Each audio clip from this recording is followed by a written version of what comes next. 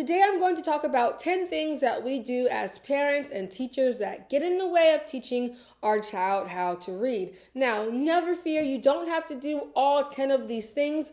I have found as a teacher, when I stop doing some of these things or implement a few of these things, the learning increases in my classroom so quickly. So listen to all 10 and decide which one is easiest for you to stop doing or which one is easiest for you to implement. Let's start with the first thing, having a lack of review or repetition. Just because a child needs multiple repetitions of something doesn't mean that they are a slow learner. We need to teach one day and then review.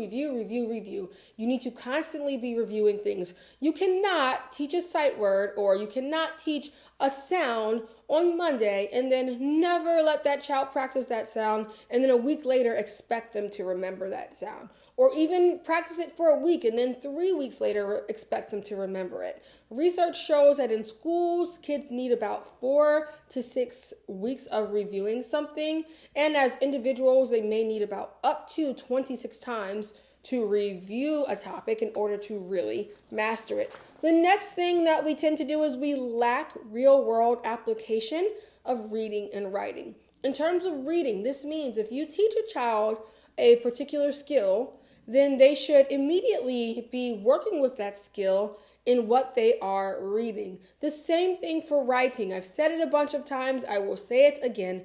As they are learning phonics, they should also be learning to write phonetically. So let's say you've taught them about the magical E or the bossy E that day. Why not have them write a letter to a family member or friend that includes some words that have to do with the magical E? Or you can tell them how to spell all the words except for the magical E words that they need to try to sound out.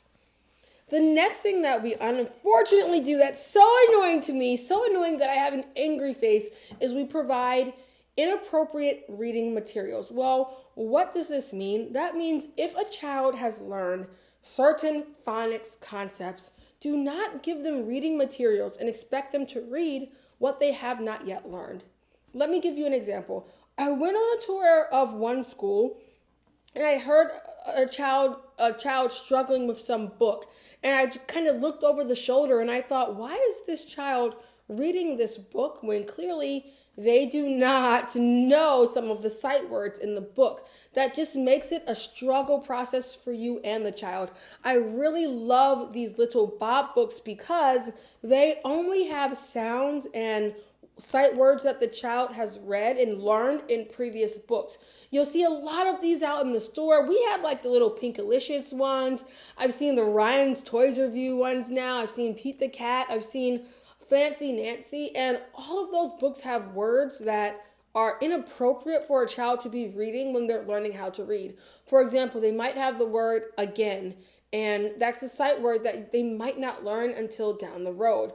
Another example would be these little I can read books. It's kind of deceptive to parents because you see the level 1 and you feel like, okay, maybe my kindergartner or my beginning reader should know how to read this. But then you open it up and you see the word groceries, which is not a word that you would think like a level 1 reader would be able to know. But if you look on the back, you'll see that this is a guided reading level I.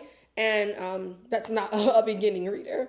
So choose appropriate text. And if you're a teacher and you have a good phonics program, a good phonics program should have what we call decodable text. That means reading is a code, right? Kids can decode those words, sound words out, but they can only sound out the sounds that they've already been taught. All right, next, not letting the child think. And I struggle with this as a teacher, and you're going to struggle at first too. Give them thinking time. It's going to be some awkward silences at first, but you have to let them think. For example, take the word maths. Imagine if your child reads this as mats. You could say, this is not maps. You see there's a P here. The word is maps. Say it, maps. And then they read maps. And then you wonder why they keep reading it wrong. Instead, what you can do is say, oh, I see you read this word as mats. This is not the word mats. Can you tell me why this is not the word mats? Remember, whoever does the thinking does the learning. So if you are thinking for your child and you're telling them where the mistake is, they're not learning. Let them figure it out. Have some awkward silence. Oh, I said the T sound instead of the P sound. That way they can self-correct.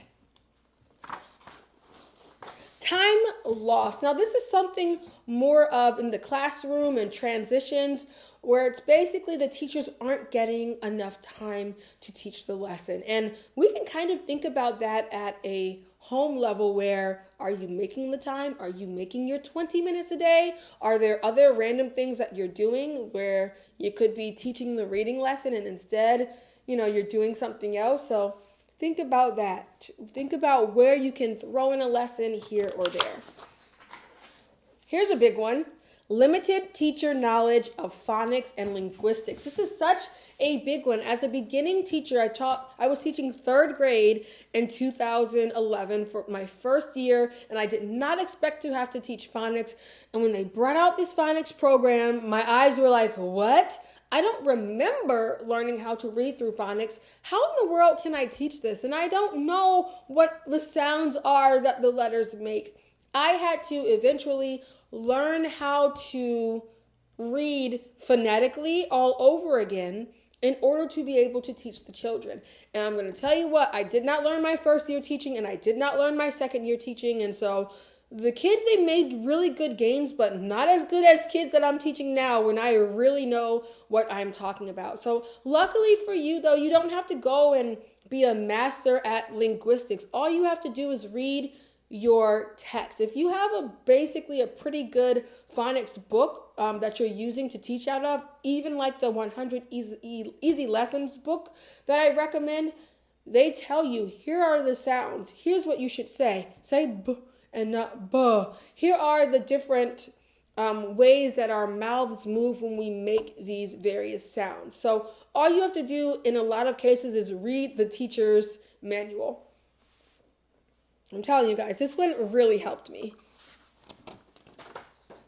The next thing is the pacing of our lessons. We don't want our lessons to be slow and tedious and you're going off on tangents and you're talking about other stuff and you're talking about the context. Like, we don't need to do all that. What we need to do is increase the pace so it's not too fast, but it's good to keep the kids engaged.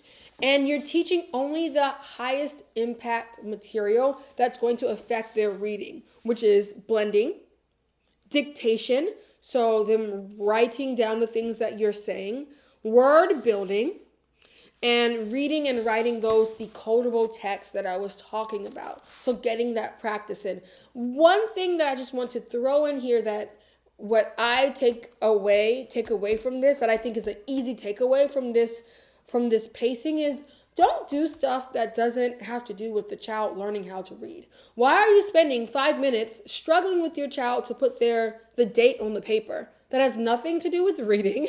You can struggle with that another time, and it's just increasing both of your frustration levels. I see this in a lot of subjects when I observe teachers, and I'm like, why are you doing that? Like, why are you talking about random stuff and taking away from the issue at hand?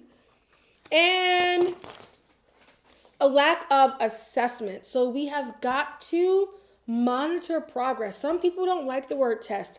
I do. Don't think of it as testing or assessing. Think of it as progress monitoring, so that every few weeks or at least every month you can say, okay, like, here was a list of sight words that we had in the beginning of the month.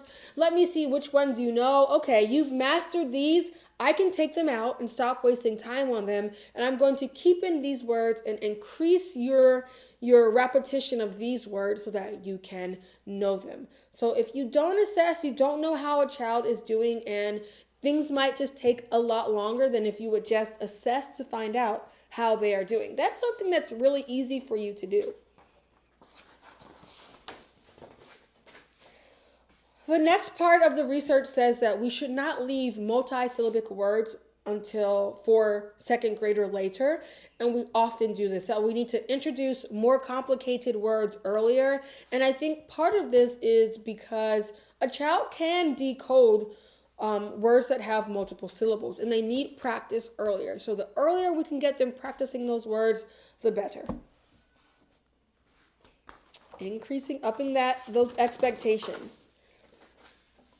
Focusing on only phonics or just way overdoing it on the phonics instruction. And I love this one because we can get so wrapped up in teaching them how to decode words that we forget, hey, they need content knowledge, they need vocabulary. We need to be teaching them with science and social studies text. So we need to be reading out loud to them. I noticed this with my own daughter recently, a couple months ago, and I did kind of like an overhaul of the books because at the time I was just providing a lot of the books that she liked. So a lot of princess books and Paw Patrol and all these like character books, and I realized that they did not have the rich vocabulary that nonfiction text on science and social studies did. So when she's reading, second and third grade level books, she's having a harder time decoding those words that she doesn't know. So I just went to the library and got a bunch of books on science and social studies topics. I